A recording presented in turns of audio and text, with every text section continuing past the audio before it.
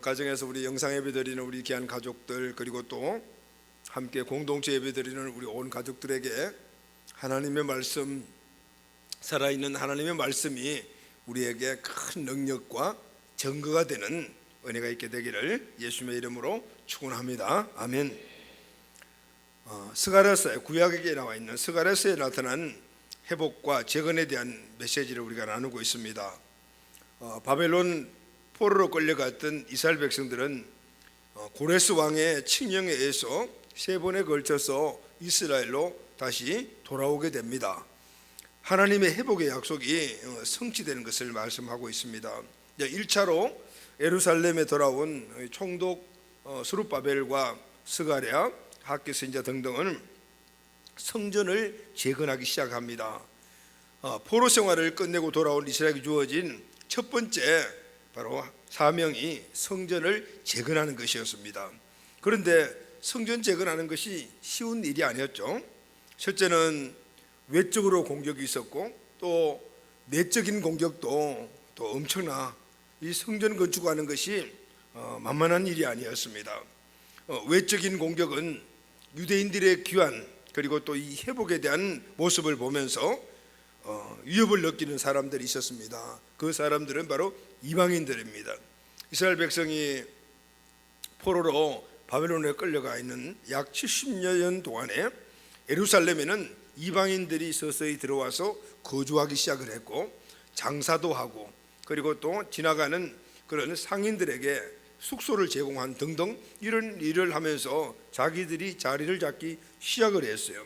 자, 이런 상황 속에서 원래 주인들이 돌아와 가지고 또 그것도 이들의 모든 신앙의 중심이 되는 성전을 건축하는 걸 보니까 위협을 느꼈겠죠. 그래서 이들은 왕에게 거짓 상소문을 올려, 그리고 그 거짓 상소문을 본 왕은 그 상소문을 믿고 성전 건축을 중단시킵니다.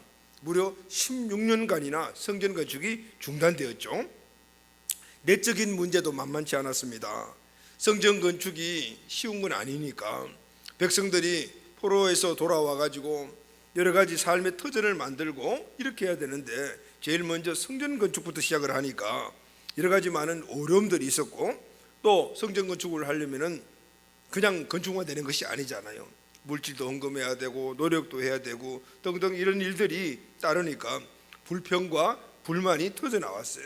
이런 상황 속에 16년 동안이나 이 성전 건축이 중단이 되었습니다. 자, 이런 절망적인 상태, 정말 어떻게 보면은 포로에서 돌아올 때는 희망을 가지고 돌아왔는데, 그런데 와서 다시 자리를 잡고 성전을 건축하고 예전에 살았던 모습으로 돌아가려고 하니까 힘이 들 수밖에 없었고, 이 일을 계속해서 추구하다 보니까 이스라엘 백성들과 그리고 온 지도자들이 마음과 그리고 모든 상황 속에서 아주 힘들고 어렵고, 그래서 절망적인 그런 상태에 빠져 있었어요. 이럴 때 하나님께서는 이 스가랴 선지자에게 환상을 통하여 메시지를 보여주시죠. 이 스가랴의 환상은 이스라엘이 앞으로 다시 또 새롭게 회복되고 재건해야 될 것들을 보여주시는 겁니다. 포로에서 돌아오는 회복은 이미 주어졌지만은, 그러나 이들은 돌아와서 예전대로 그게 모든 것이 이루어지는 것이 아니었어요. 다시 그들의 삶 속에서 세워져야 될 것이 있었어요. 바로 다시 재건하고 예전의 모습으로 돌아가며, 그리고 또 앞으로 더 희망찬 그 미래를 보고 가야 될 그런 상황이 이들에게 처해진 현실이었어요. 그래서 스가랴가 본 환상은 바로 하나님이 주시는 이스라엘 백성들의 온전한 회복의 메시지, 할렐루야. 어떤 이 문제에서 무엇을 가지고 회복해야 될 것인가, 그리고 그 회복할 때 일어나는 일들이 무엇인가를 보여주시는 희망, 다시 말하면 사명과 비전, 이렇게 이야기할 수가 있죠. 이스라엘의 지도자인 스룹바벨과 그리고 또 스가랴 등등 지도자들에게 주신 환상이기도 했습니다. 자, 오늘 이 말씀은 현실적으로 오늘 살아가고 있는 우리들에게도 주신 말씀입니다. 요즘 이 코로나 문제 때문에 우리 신앙들이 개인적으로 많이 지금 침체되어 있고, 또 우리 삶의 환경도 보게 되면은 많이 침체되어 있습니다. 여러 가지 많은 상황들이 어렵고, 그런 상황 때문에 우리 또 심령도 또 처져 있어요. 오늘 이 말씀은 바로 이 시대 우리에게, 지금 이 어려운 상황 속에 있는 시대에게 우리에게 주시는 하나님의 희망의 메시지입니다. 할렐루야. 그리고 다시 한 번 더 이전보다도 더 나은 삶으로 나갈 수 있는 바로 회복과 재건의 바로 비전인 것이죠. 오늘 이 말씀을 우리 마음속에 잘 새기면서 오늘 성경 말씀이 주는 이 교훈으로 우리의 모든 삶이 이전보다도 더 잘 풍성히 하나님 주신 은혜가 넘치는 그런 삶의 영역으로 나아가게 되기를 주의 이름으로 축원합니다. 아멘. 지난 2주간에 걸쳐서 우리가 2개의 환상을 가지고 주신 이스라엘 백성들에게 주신 비전, 우리에게 적용할 내용들에 대해서 함께 나누었죠. 첫 번째 시간은 대제사장 여호수아의 옷을 깨끗하게 하시는 바로 그 환상을 함께 나누었습니다. 진정한 회복은 하나님 앞으로 나아갈 때부터 시작된다. 그리고 이스라엘 회복과 그리고 성전 재건의 이 회복과 재건은 바로 한 사람의 개인의 정결한 삶의 모습, 정결한 마음의 상태에서 시작되는 것이다 라는 것을 함께 나누었습니다. 여러분, 우리의 모든 삶에도 마찬가지입니다. 가정이 세워지고 교회가 세워지고 나라가 세워질 때 한 사람으로부터 시작을 하잖아요. 이 한 사람은 바로 하나님 앞에 나아가 바로 정결함을 입은 바로 하나님의 자녀들입니다. 할렐루야. 여호와께서 천사들에게 더러운 옷을 입고 있는 여호수아에게 어떻게 했죠? 더러운 옷을 벗겨라, 그리고 아름다운 옷을 입히라고 말씀을 하셨어요. 더러운 옷을 벗기시는 분도 아름다운 옷을 입히시는 분도 다 하나님이시라는 것이죠. 사탄은 옆에서 계속 정죄했지만은 그러나 이 사탄의 정죄는 사람을 변화시킬 수가 없습니다. 정결하게 만드시고 사람을 변화시키는 분은 오직 하나님 한 분이신 것이죠. 할렐루야.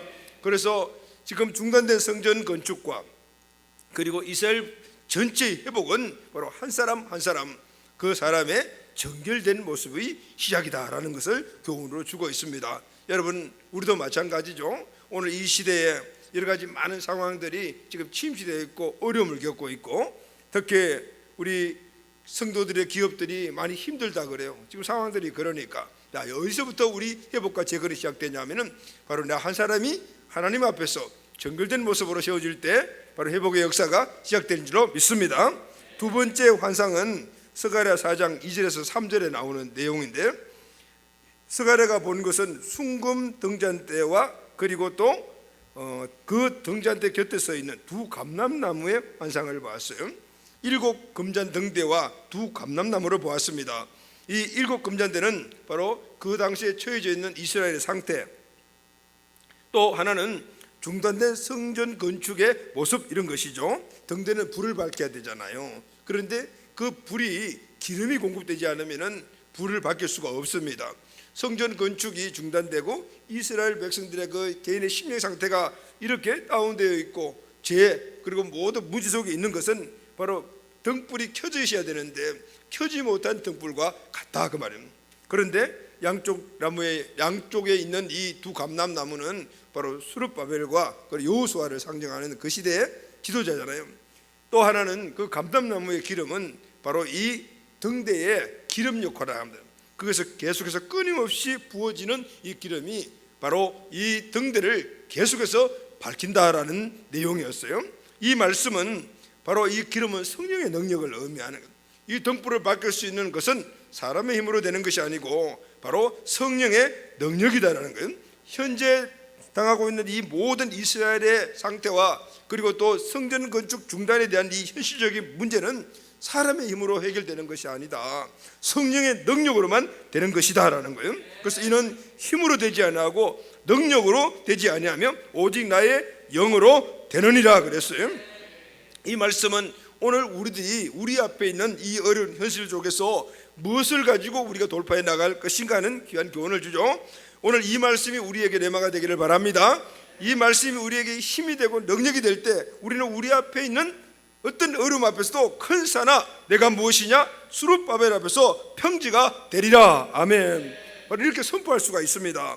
이스라엘의 현실적인 문제, 성전 재건의 중단, 이 문제는 인간의 힘으로 할 수 있는 것이 아니고 성령의 능력이다라는 것을 말씀해 주셨죠. 오늘은 세 번째 시간입니다. 오늘 세 번째 시간, 오늘 스가랴가 본 환상은 1절 2절 말씀을 보면, 내가 다시 눈을 들어본 적, 이제 두 감람나무와 7 금전당대의 이 환상을 보고 바로 연속해서 이 환상을 보게 되는 것을 알 수가 있습니다. 그런데 지금 스가랴가 본 환상은 어떤 것인가 하면은 내가 다시 눈을 들어본 적 날아가는 두루마리가 있더라. 그가 내게 묻되 내가 무엇을 보느냐 하기로 내가 대답하되 날아가는 두루마리를 보나이다. 그 길이가 20규빗이요 너비가 10규빗이니라. 이렇게 대답을 하죠. 스가랴는 지금 두루마리를 봤어요. 그런데 이 두루마리가 그냥 있는 것이 날아가는 두루마리였어요. 이걸 조금 우리가 이해를 돕기 위해 가지고 이제 그림을 하나 준비를 했는데 우리 그림을 한번 보도록 해요. 자, 바로 이거예요. 이게 두루마리인데 이 두루마리가 지금 하늘에서 이렇게 날아가고 있잖아요. 이 그림은 우리 김미정 집사가 보완해서 그린 거예요. 잘 그렸죠? 자, 지금 스가랴가 본 오늘 본문에 나온 환상은 이 하늘에 이 날아가는 두루마리를 보았다는 것이죠. 자, 그럼 여러분 오늘 이 스가랴 선지자가 본 이 두루마리 환상, 이 환상은 그 당시에 이스라엘과 그리고 또 스가랴 그리고 성전 재건이 중단된 이 상태에서 주는 교훈이 뭘까요? 자, 오늘 또 우리들이 현실적으로 어려움을 겪고 있는 여러 가지 상황이 있다라면 오늘 이 날아가는 두루마리는 바로 우리에게 그 당시에 이스라엘에게 주었던 성전 재건이 중단된 그 상황이 주었던 바로 그 해결의 메시지이며 다시 회복과 재건의 메시지죠. 우리에게도 주시는 축복의 말씀인 줄로 믿습니다. 아멘. 자, 오늘도 이 말씀 우리 마음속에 잘 새겨두어서 이 말씀으로 우리의 삶이 다시 한 번 더 회복 그리고 또 새롭게 재건되어가는 그런 역사가 있게 되기를 예수님의 이름으로 축원합니다. 자, 그럼 여러분 스가랴가 본 날아가는 두루마리, 이 날아가는 두루마리, 그러면 이제 두루마리가 뭘까요? 두루마리를 한번 봅시다. 이제 지금 우리가 이 그림에 보고 있는 이 두루마리인데 실제적인 원래의 두루마리는 이 모양이 좀 다르죠. 자, 다음 그림 보여주세요. 자, 이게 바로 두루마리거든요. 자, 이 두루마리는 성경에 보게 되면은 이 고대 시대 때는 이 성경을 이렇게 두루마리로 만들었어요. 두루룩 말았다는 뜻이잖아요. 그래서 성경에 두루마리 책이라는 말이 이런 단어가 많이 나와요. 그러니까 두루마리는 성경에 나오는 두루마리는 하나님의 말씀이라는 것이죠. 할렐루야. 시편 40편 7절 말씀을 보면은 그때 내가 말하기를 내가 보나이다 나를 가리켜 기록한 것이 두루마리 책에 있나이다. 다시 말하면은 하나님 예수님에 대한 기록한 말씀이 구에서는 두루마리였다. 두루마리. 그리고 계시록 2장 9절 말씀 보면은 내가 보니 보라 한 손이 나를 향하여 펴지고 보라 그 안에 두루마리 책이 있더라 그랬죠. 성경의 이 두루마리는 바로 하나님의 말씀, 성경책 이렇게 이야기를 해요. 자, 성경은 또한 하나님의 말씀이다라는 의미잖아요. 두루마리를 이해하기 위해서는 우리는 먼저 이 고대 시대 때 책을 만드는 방법을 한번 좀 알아보면 좋을 것 같아요. 이 고대 시대 때는 책을 만드는 재료가 두 가지였습니다. 요즘은 다 종이로 우리가 책을 만들잖아요. 그런데 고대 시대 때는 이런 종이가 없으니까 이 책을 만드는 재료가 두 가지가 있었는데 첫째는 파피루스와 그 두 번째는 동물의 가죽이었습니다. 이 파피루스는 이집트의 그 나일강 그 하루에 가게 되면 삼각주가 있잖아요. 그 삼각주에 그 습지에서 이렇게 자라는 수생식물인데 이 갈대 비슷하지만 이 폭이 좀 넓고 갈대는 깔끔하지만 이건 좀 부드러운 이런 것들이에요. 근데 그 풀이 자라고 넓어지게 되면 그것을 잘라가지고 다지고 누르고 이렇게 해가지고 종이를 만듭니다. 우리가 한지 만들 때 쓰는 그런 것 좀 비슷한 방법으로 만드는 것 같아요. 그리고 그 종이에 글을 써서 책을 만들어요. 또 하나는 이 파피루스보다는 좀 질기고 오래가는 것이 가죽이잖아요. 염소, 소 그리고 또 송아지 이런 기타 동물을 잡아가지고 이 가죽을 벗기고 그 가죽에 있는 털을 잘라낸 후에 그걸 말려서 거기를 종이같이 그 표면에 글을 쓰는 겁니다. 이 고대 시대 때는 보통 이 두 가지 재료로 종이로 만들어서 글을 써서 책을 만들었어요. 그런데 이 두 가지 재료를 가지고 책을 만드는 제작 방법이 두 가지가 있었어요. 첫째는 파피루스나 가죽 종이를 쭉 이렇게 연결해 가지고 이제 이런 식으로 계속 연결을 해 가지고 그리고 맨 끝에 이 그림과 같이 이런 나무나 뭐 쇠붙이 장식품을 달아 가지고 그렇게 책을 만든 후에 이거 두루룩 감아 놓고 볼 때는 두루룩 펴는 이런 방법이 있었어요. 또 하나는 오늘날 책과 같이 한 장 한 장을 기록을 해가지고 붙여가지고 이거 책을 만드는 방법이 있어요. 코데스라고 그렇게 말을 합니다. 이 두 종류의 책이 가진 특징은 두루마리는 보통 이렇게 한 면에만 글을 쓸 수가 있는데, 그런데 이 코데스는 양면에 다 글을 써요. 우리 지금 보는 책과 같이 그렇게 하는 방법들이 있어요.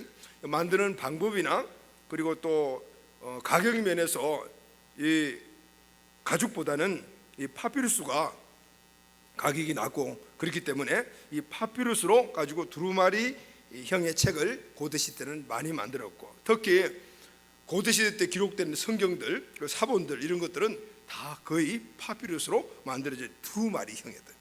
성경은 대부분이다 보면 이렇게 두루마리 형으로 만들어지는데, 현재 보존되고 있는 가장 오래된 두루마리는 주전 715년경, 다시 말하면은 히스기야 왕이 생전에 그가 보았던 그런 두루마리형 성경이에요. 2015년도에 발굴이 되었는데, 이 두루마리 성경은 이렇게 원통용으로 만들어져 가지고 이 전체적으로 묶고 난 다음에 끈을 묶고 가지고 거기다 인을 딱 쳐주는데, 그 인 쳐진 그 내용이 보면은 유다 왕 아하스의 아들 히스기야인 이렇게 확 찍어놔요. 그 왕만 보게 만들어 놓은 거죠. 그때가 주전 715년이니까 지금부터 약 2800년 전 두루마리인 거죠. 대단하죠. 이 두루마리가 2800년 동안 보관되었다. 어떻게 그렇게 장시간 보관되었을까? 요즘같이 책을 보관하는 기술도 그렇게 원래 없을 텐데, 이 고고학자들 이야기는요, 기후 때문이라고 말합니다.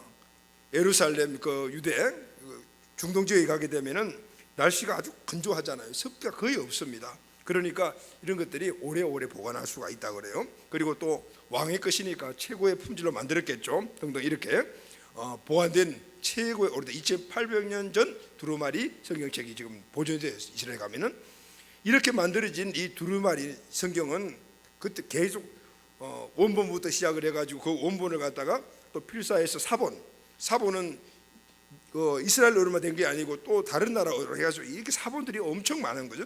우리가 읽는 이 성경은 그런 사본들을 또 이렇게 번역을 해가지고 읽었다. 그래 역본이라 그러잖아요.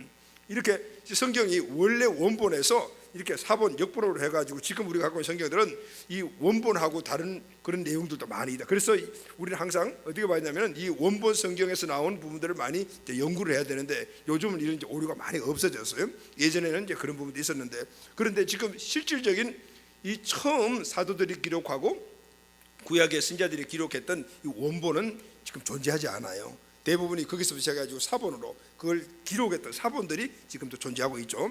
그런데 이렇게 만들어진 두루마리 성경이 대량으로 발견된 그런 때가 있었어요. 1947년에 이스라엘 광야 지역에 이 사해가 보이는 지역 쿰란이라는 곳이 있는데, 이 쿰란은 절벽이에요. 그래서 절벽 중간중간에 동굴들이 되게 많이 있습니다. 그런데 그 위에서 목동들이 양을 치다가 한 목동이 양을 한 마리 잃어버렸어요. 그래서 그 양을 찾으려고 그 동굴을 들어가 보다가 어느 한 동굴에 들어가서 보니까 그 안에 항아리가 엄청나게 많은 거예요. 그 항아리 안에 들다 보니까 놀랍게도 이 두루마리, 그러니까 이 사본들이 예전에 이게 번역했던 이 사본들이 그 안에 가득가득 차 있은 거예요. 그래서 그때 거기서 찾아낸 이 성경을 사해사본이다 이렇게 이야기하는데, 놀라운 사실은요, 이 성경이 진짜 맞냐, 예전 원본하고 지금 역본들하고 내용이 같냐, 이런 것들에 대해서 오늘 끊임없이 계속해서 문제가 있었거든요. 그런데 이 사해사본이 발견되고 난 다음에 이사야서 등등 그 많은 현존하고 있는 그런 역본들과 그리고 사해사본 내용과 동일한 거예요. 그래서 성경의 무어성이 증명되는 그런 놀라운 그런 역사가 있었던 거죠. 이렇게 성경은 이렇게 다 이렇게 거의 두루마리로 됐다. 자, 그럼 다시 처음 그림 봐요. 처음 그림. 되고. 자, 다시 이제 보면 들어갔어요. 그러면은 지금 스가랴 선지자가 본 환상이 이거잖아요. 날아가는 두루마리인데, 그러면은 이 두루마리에 대해서 한번 같이 생각을 해볼게요. 이 두루마리, 지금 날아가는 두루마리에는 특징이 있어요. 1절 2절 말씀 보니까 내가 다시 눈을 든 적 날아가는 두루마리가 보이더라. 그가 내게 묻되 내가 무엇을 보냐 하기로 내가 대답하되 날아가는 두루마리를 보나이다. 그 장이 20규빗이요 광이 10규빗입니다. 그래 여기 보면 이제 크게 나눠 두 가지 특징이 있어요. 첫째는 이 두루마리가 엄청 커요. 그 당시 아무리 크다 해도 뭐 한 이 정도 되지 이렇게 뭐 펼 수 있을 것인데, 이 두루마리는 엄청 큰 두루마리예요. 스가랴가 본 이 두루마리는 길이가 20규빗, 넓이가 10규빗이라고 하잖아요. 당시 도량은 규빗이라는 이 도량형을 사용했는데 1규빗이 약 45cm. 대부분 보면은 이 팔꿈치에서 여기까지. 이제 또 사용하는 왕궁에 사용하는 방법, 일반인들 사용하는 이 규빗이 다 다르긴 다른데 평균 45cm 1규빗이. 그러면은 길이가 20규빗이니까 얼마죠? 약 9m가 돼요. 이 전체 길이가 9m. 여기서부터 쭉까지 9m, 엄청 길잖아요. 9m고 넓이, 그러니까 폭이 10규빗이니까 약 4m, 3m 30, 4m 50 정도, 이렇게 4m 50, 9m 정도 되는 이런 엄청난 큰 두루마리죠. 근데 이 두루마리가 어떻게 날아가고 있다는 것이죠. 이 두루마리는 책상 위에 있어야 되고 사람들이 보는 손에 있어야 되는데 날아가고 있어요. 이게 특징. 자, 이 스가랴가 본 큰 두루마리, 날아가고 있는 이 두루마리가 이는 바로 비유예요. 다시 말하면은 이 두루마리가 갖고 있는 특징을 나타낸 것이에요. 자, 그러면 이 특징을 우리가 한번 살펴봅시다. 자, 두루마리는 뭐죠, 여러분? 하나님의 말씀이죠. 성경이죠. 성경이니까 하나님의 말씀이에요. 즉 하나님 자신을 나타내는 것이 하나님의 말씀인데 성경이에요. 성경은 하나님의 뜻을 계시한 책이잖아요. 그래서 성경 자체가 하나님 자신과 같아요. 하나님 자신이 성경, 곧 하나님의 말씀이 바로 하나님이십니다. 그래서 여러분, 오늘 이 말씀은 우리가 이 성경을 대할 때 하나님을 대하시 돼야 된다는 거예요. 할렐루야, 아멘.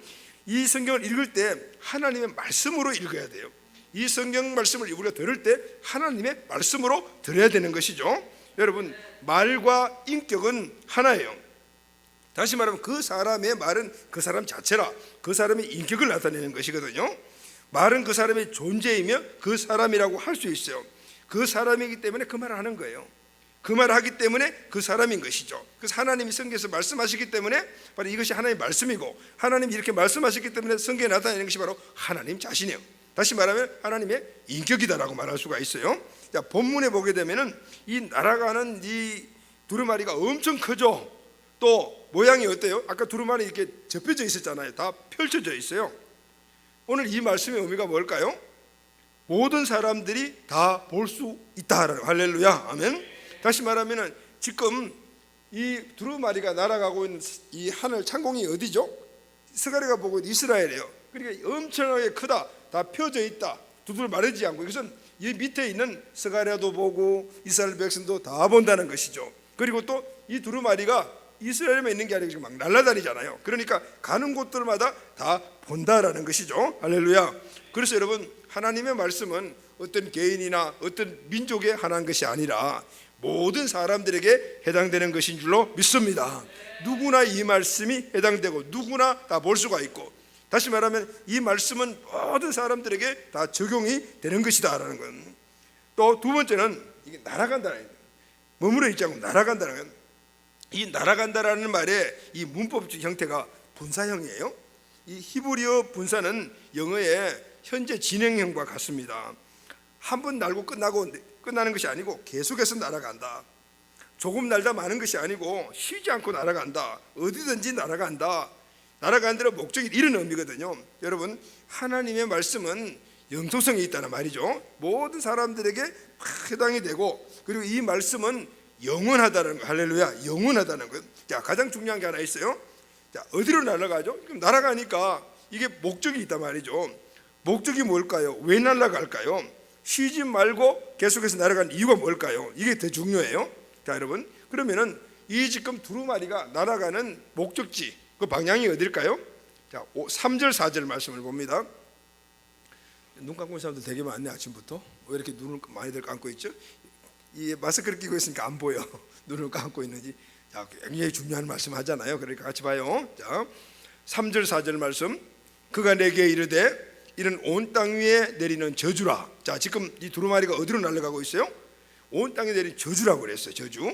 근데 어디로 갔냐면은 도둑질하는 자는 글 이쪽 글대로 끊어지고 맹세하는 자는 그 저쪽 글대로 끊어지리니 만군의 여호와께서 이르되 내가 이것을 보냈나니, 어디로 보냐면은 도둑의 집에 들어가며 내 이름을 가리켜 망령되이 맹세하는 집에 들어가며 그의 집에 머물며 그 집을 나무와 돌과 아울러 사르리라 하셨느니라. 자, 지금 이 두루마리가 어디로 날아가죠? 날아가는 방향이 어디예요? 방향은 목적이잖아요.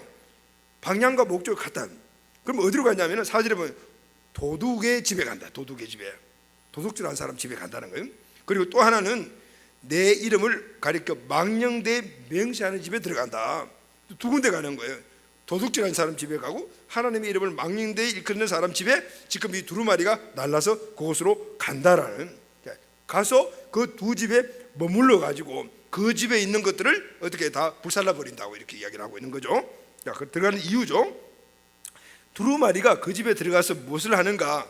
두 가지가 나와요. 첫째는 3절에 끊어지리라, 끊어버린 역할을 하고, 4절에 보게 되면 사르리라, 불로 살려버린 역할을 하는 거죠. 그런데 공동번역 성경을 보게 되면 요거보다 좀 구체적으로 제거한다. 다시 말하면 도둑질하는 사람이 집에 들어가고, 그리고 하나님 이름을 망령되이 그 집에 사람 집에 들어가 가지고 그 안에 있는 것들을 다 제거시켜 버린다, 이런 말씀이거든요. 그런데 그 유진 피터슨이 이렇게 번역한 메시지 성경이라는 성경이 있는데, 그 성경에 번역된 내용이 거의 원어 성경하고 가깝다, 이렇게 이야기해요. 거기는 어떻게 번역이 되어 있냐면은 스가랴 5장 3절을 보면은 그가 내게 말했다. 이 책은 온 세상 모든 도둑과 거짓말장이들에게 내려지는 판결이다. 책의 처음 절반은 도둑에 관한 말씀이고 나머지 절반은 거짓말장이에 대한 내용이다. 내가 이 집을 보냈다. 만군의 하나님의 포고다. 이 판결이 모든 도둑과 거짓말쟁이 집에 빠짐없이 날아들 것이다. 집 하나하나에 내려앉아 기둥과 돌을 허물어 떨어버릴 것이다. 자, 이 유진 피터의 메시지 성경에서는 지금 이 날아가는 두루마리가 어디로 갔냐면은 도둑질하는 사람 집과 거짓말장이 집에 들어간다는 거예요. 자, 하나님의 말씀이 도둑질하는 사람과 거짓말장이 집에 들어가서 거기에 있는 것들을 끊어버린다는 것이죠. 끊어버리고 불살라 버린다라는 거예요. 여러분, 하나님의 말씀의 역할이 바로 이거예요. 하나님의 말씀은 어떤 역할을 우리에게 주냐면은, 하나님의 말씀은 살아있고 운동력이 있습니다. 할렐루야. 어떻게 이 두루마리가 가가지고 끊고 불살릴 수가 있어요?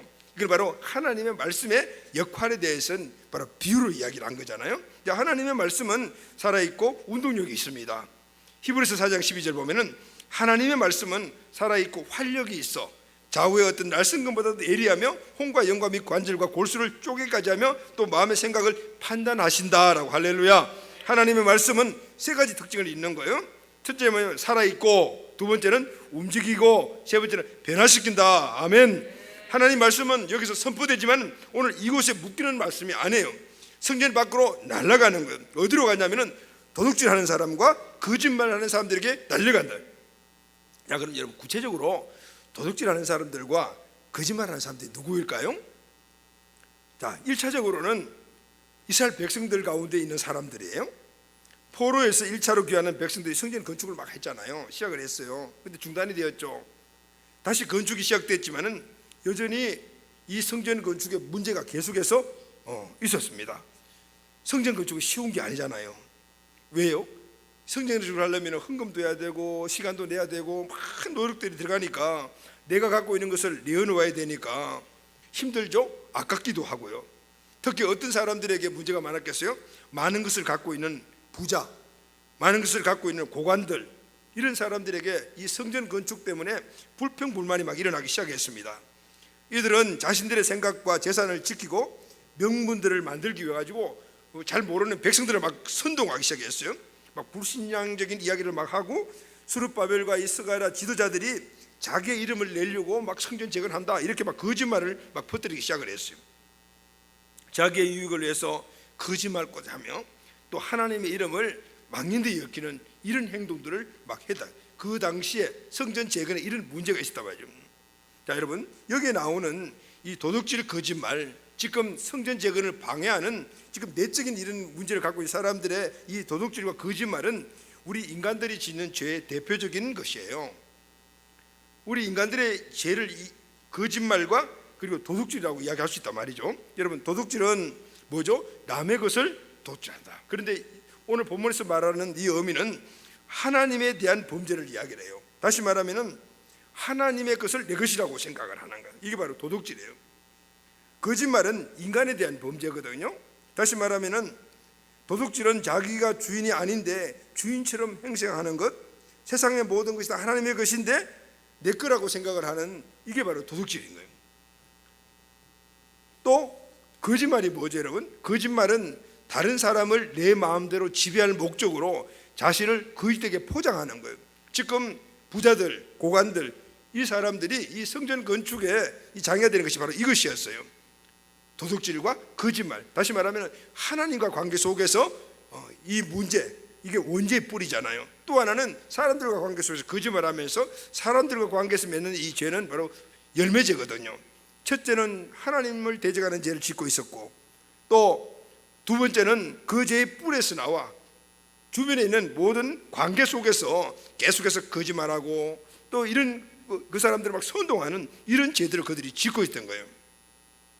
이 두루마리의 말씀이 바로 이런 사람들에게, 도둑질하는 자, 거짓말하는 자에게 나라가 이 두 가지를 어떻게 끊어버리고, 할렐루야, 불살라 버린다, 그 말이거든. 자, 잃어버리는 것은 끊어버리는 것은 구별을 말이죠. 끊어버리면 구별돼 버리잖아요. 그리고 태우는 것은 아예 없애버리는 것이죠.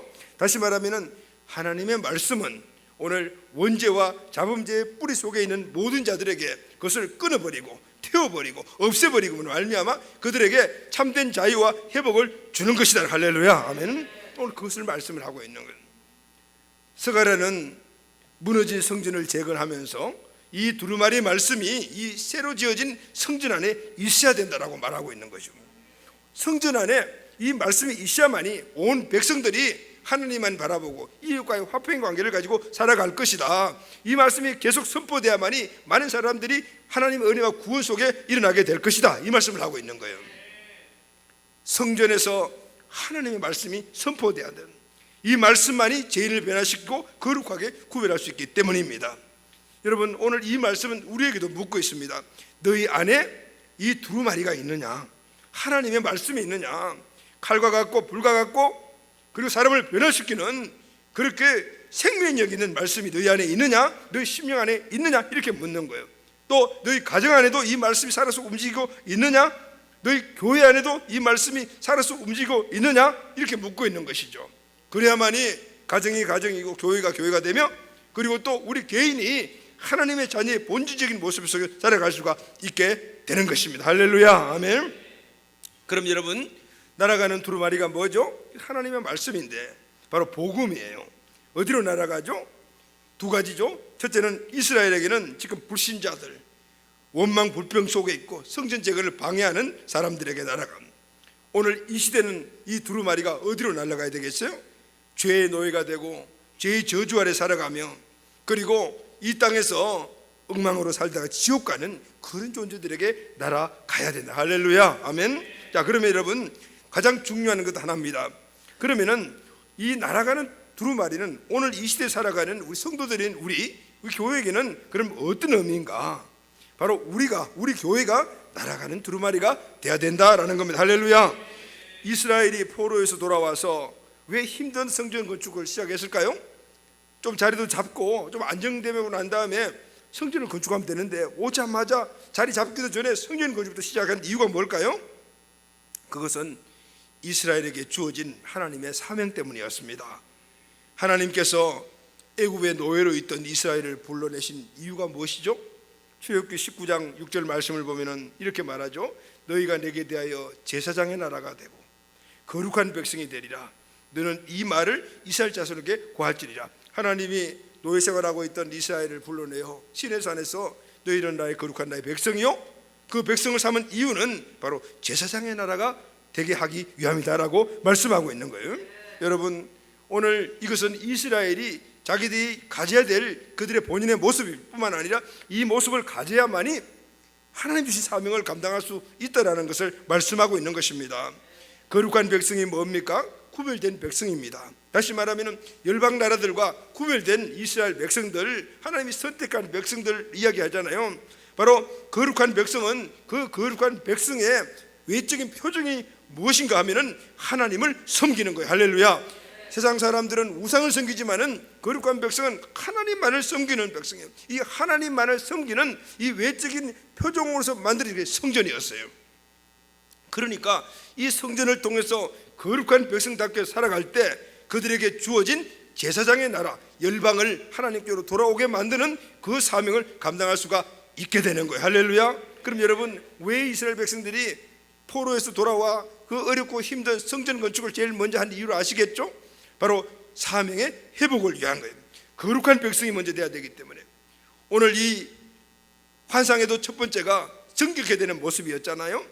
다시 말하면 이스라엘 백성들이 하나님을 섬기고 성전 제사를 중심으로 해서 그들이 거룩한 백성으로 살아갈 때 그 영향력이 바로 열방에 하나님을 증거하는 제사장의 나라의 사명을 감당할 수가 있게 되는 것입니다. 그래서 그들은 돌아오자마자 제일 먼저 한 일이 바로 성전을 건축하는 것이었어요.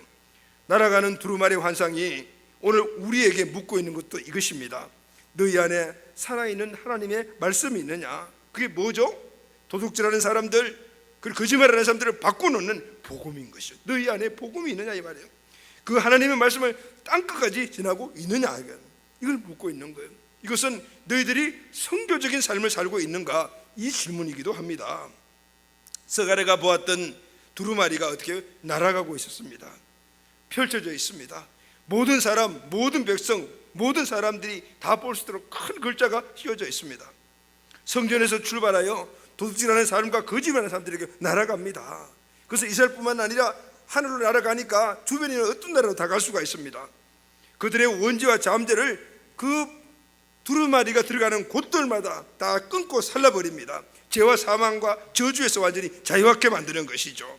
이게 바로 개인의 구원이잖아요. 할렐루야 하면, 날아가는 두루마리는 하나님, 다시 말하면 하나님 말씀이 한 곳에 고정되어 있으면 안 된다. 끊임없이 움직여야 된다. 영속성을 이야기를 하잖아요. 언제까지? 이상 끝날까지 움직여야 한다는 것. 그래서 여러분, 이스라엘은 세상을 위해서 계속 움직여야 돼요. 오늘 이 땅에 세워진 모든 교회들은 끊임없이 움직여야 돼요. 그래서 여러분, 교회는 선교적인 사명을 가진 것이 아니고 선교적 존재가 바로 교회입니다. 할렐루야. 교회는 선교사를 보내고 교회를 세워냈기 때문에 선교하는 교회가 아니고, 하나님이 교회를 세상에 보낼 때부터 이미 선교적 존재가 교회였단 말이죠. 선교를 하면은 좋은 교회고 선교를 안 하면은 나쁜 교회, 이런 게 아니에요. 선교를 안 하는 교회는 아예 교회가 아니다, 그 말입니다. 에밀 브른너라는 사람이 이런 이야기를 했어요. 불이 타야 불이듯이 교회는 선교해야만이 진정한 교회다라고 했습니다. 할렐루야. 여러분, 교회가 이렇게 날아가는 두루마리의 역할, 선교를 위해 존재했다라면은 우리 성도들인 우리도 당연히 선교를 위해서 날아가는 두루마리가 되어야 되는 것이죠. 그래서 우리의 삶도 선교적인 삶이 되어야 될 줄로 믿습니다. 신앙의 한 부분으로 선교 헌금하고 선교사님들 기도하고 돕는 그런 신앙 삶이 아니에요. 하나님이 나를 이 세상에 보낸 목적이 바로 선교적인 삶을 살라고 보내셨다, 이 사실이 확실히 우리에게 각인돼야 됩니다. 교회의 존재 이유가 선교듯이 내 삶의 존재 이유도 선교다. 할렐루야. 그래서 내 안에는 항상 날아가는 두루마리가 있어야 합니다. 아멘. 그럼 여러분, 선교적 삶이라는 건 도대체 어떤 게 선교적 삶일까요? 우리는 선교하면은 저기 멀리 외국에 나와가지고 일평생 동안 거기서 복음을 전하는 분들을 우리가 선교사 이렇게 생각을 하잖아요. 물론 맞습니다. 여러분, 우리의 궁극적인 우리의 사명은 복음이 전파되지 않는 곳에 가서 바로 복음을 전하는 것입니다. 그러나 오늘 이 자리도, 우리가 살아가는 현재 이 자리도 바로 선교적인 삶을 살아가는 선교 현장인 거예요. 할렐루야. 아멘. 영역이 다르다, 그분들과. 모든 성도가, 우리 모두가 다 선교적인 삶을 살아야 되는 거예요. 왜냐하면 이 두루마리는 하늘에 떠 있기 때문에 모든 사람들이 다 본다 말이에요. 모든 사람들에게 다 해당이 된다. 펼쳐져 있단 말이에요. 못 보는 사람이 없다, 그 말이에요. 선교는 내가 두루두루 날아가는 두루마리가 되는 거예요. 그래서 내 심령에 피 묻은 복음이, 여기에 도둑질하는 사람들, 거짓말하는 사람들이 가면 그것을 ጭ고 살라버리는 그런 능력이듯이 그 복음의 능력이 우리 안에 있어야 되는 거예요. 할렐루야. 아멘. 그리고 도둑질하는 자, 거짓말하는 자들 있는 곳으로 가야 되는 거예요. 그러니까 어디로 가야 되죠, 여러분? 바로 우리 가정이, 그리고 또 우리의 직장, 우리 캠퍼스, 우리가 사는 모든 곳으로 가야 되는 거예요. 좀 더 영역을 넓히게 되면은 북한과 열방까지 이 두루마리가 되어 날아가야 돼요. 할렐루야. 이것이 바로 날아가는 두루마리, 오늘 우리에게 준 역할이에요. 지역과 민족과 열방으로 가서 복음을 전하고 그들이 도둑질, 거짓말하는 것들이 끊어지면서 하나님의 자녀가 되고, 그리고 풍성한 아브라함의 축복을 누리며 제자를 세워주고 또 교회를 세우는 바로 이 역사들이 바로 우리에게 주어진 날아가는 두루마리의 역할인 거예요. 할렐루야. 아멘. 며칠 전 국민일보 신문에 난 기사를 봤는데요, 미국에 가서 IT계에 두각을 크게 드러내신 분이 계셨어요. 소위 국제적으로 출세를 해서 명성과 엄청난 부를 얻은 분이시더라고요. 사람들이 부러워하는 걸 다 갖고 있습니다. 미국에 가서 미국에서 제일 좋은 집에서 살고, 그리고 좋은 차 한두 대도 아니고 가족들마다 다 있고 모든 것을 누리는 삶을 사는 분이었어요. 그의 그 전문성이 부와 명성을 가져다 주었던 거잖아요. 그런데 이분이 교회를 통해서 하나님을 만났어요. 그런데 그 교회가 선교적인 그런 역할을 감당하는 그런 교회였어요. 그래서 이분이 그것을 하나님을 만나고 이때까지 자기가 살았던 삶의 방향이 잘못됐구나라는 것을 알게 되었습니다. 이때까지는 내가 이 전문적 일을 통해서 받았던 여러 가지 많은 그런 그 수입 소득들이 다 이건 내 것인 줄 알았더니 이제 선교적인 삶에 대한 부분들을 깨닫고 보니까 이게 아니구나. 하나님께서 이 모든 나에게 준 이 모든 축복들은 다른 사람들에게 나눠준 선교적인 삶을 살라고 주셨구나. 그걸 깨닫게 된 거예요, 이분이. 그래서 그때부터 불쌍한 사람, 소외된 사람, 이런 사람들이 막 눈에 들어오기 시작하더랍니다. 그래서 그들에게 막 나눠주는 삶을 살기 시작을 했어요. 그런데 그 영역이 더욱더 넓혀져서 그저께인가 지난주에 신문을 볼 때 길거리에 나와 있는 그 한인들, 또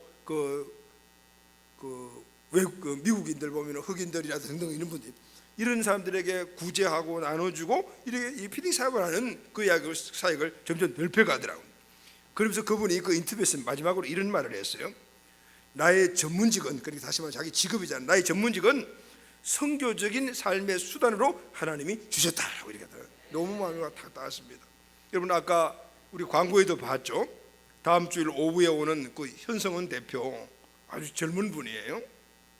기아대책 이사로 활동을 하고 있고, 그 내용을 보면은 지금 한 달에 2,000명의 국내외 아이들을 지금 돕는 그 나눔 사역을 하고 있잖아요. 그런데 이분이 수원에 사는 사람이에요. 저기 수원성 교회, 저기 성대 앞에 있는 수원성 교회의 그 장로님 아들인가 그래요. 지난번 그 다니엘 기도에서 이분이 나와가지고 이제 간증하는 걸 듣고 저번에 한번 우리 교회 초청했으면 좋겠다. 왜냐하면은 요즘 이제 우리 교회가 거의 이제 20년이 가까워지잖아요. 18년째니까 우리 청년들이 이제 처음부터 컸던 청년들이 이제 사회로 막 진출하기 시작을 하면서 사회에 이제 각각의 어떤 분야에서 이제 일을 하는 걸 이렇게 내가 분석을 해보고 이렇게 집중을 해보니까 하나님 막 역사하시는 것들이 보여지기 시작하는 거예요. 이럴 때 진짜 하나님 주신 축복을 받는 비결들에 쪽발 써야 되겠다. 우리가 많이 가르치지만은 실제로 그런 하나님 주시는 그 사명을 감당함으로 엄청난 은혜를 입고 더 큰 그 지경이 넓어지는 실제적인 사람을 한번 만났으면 좋겠다 이런 생각을 했는데 보게 된 거예요. 그런데 지금 초청을 하면 오기 어렵잖아요. 코로나 문제도 있고 엄청 바쁜 사람이에요. 그런데 우리 권장로가 초청을 했는데 이렇게 초청이 된 거죠. 아마 권장로 기도 많이 한 것 같아요. 그래서 다음 주 오후에 오기로 했어요. 우리 청년들 친구들도 많이 데리고 와야 돼. 할렐루야, 아멘. 그리고 우리 장년공체 가족들은 우리 자녀들을 무조건 다 데리고 오십시오. 하나님이 어떻게 복을 주시고 그 복을 어떻게 나눌 때 그 사람이 어떤 모습으로 바뀌어지는가를 갖다 우리가 한번 봐야 돼요. 우리가 늘 이야기하는 거지만 실제 삶의 영에서 그걸 이룬 사람을 볼 때 우리가 큰 도전이 되거든요. 특히 우리 젊은이들, 우리 청년들, 우리 청소년들이 꼭 도전되는 시간이 되기를 바랍니다. 아멘. 자, 결론하겠습니다. 자, 오늘은 하나님께서 어렵게 성전을 재건하고 있는 이스라엘에게 스가랴를 통해 보여주신 날아가는 두루마리의 환상을 나누었습니다. 날아가는 두루마리 환상은 바로 이스라엘과 그리고 스가랴에게 보내주지만 오늘 우리에게도 주신 바로 귀한 메시지죠. 성전 건축을 방해하는 세력들이 1차 대상이지만은 그러나 오늘 우리 모두에게는 바로 허물어져 있는 우리들의 모든 삶, 또 이런 아이들 이런 삶들, 이런 삶을 일으키는 힘이 무엇인가, 이것을 우리에게 보여주고 있습니다. 첫째는 하나님의 말씀입니다. 할렐루야. 두 번째는 선교적인 삶을 살아가는 거예요. 아멘. 오늘 이를 통해서 우리의 모든 삶에 침체가 다시 일어나고 넘어진 것들이 재건되며 하나님 주신 귀한 역사들이 이제 날아가는 두루마리, 하늘에 나니까 지역이 영역이 제한이 없잖아요. 이 나라 저 나라 모든 나라를 다 갈 수가 있죠. 그 영향력이 확대되어가는 우리 교회, 그리고 우리 귀한 다음 세대 자녀들이 꼭 되시기를 예수님의 이름으로 축원합니다. 아멘.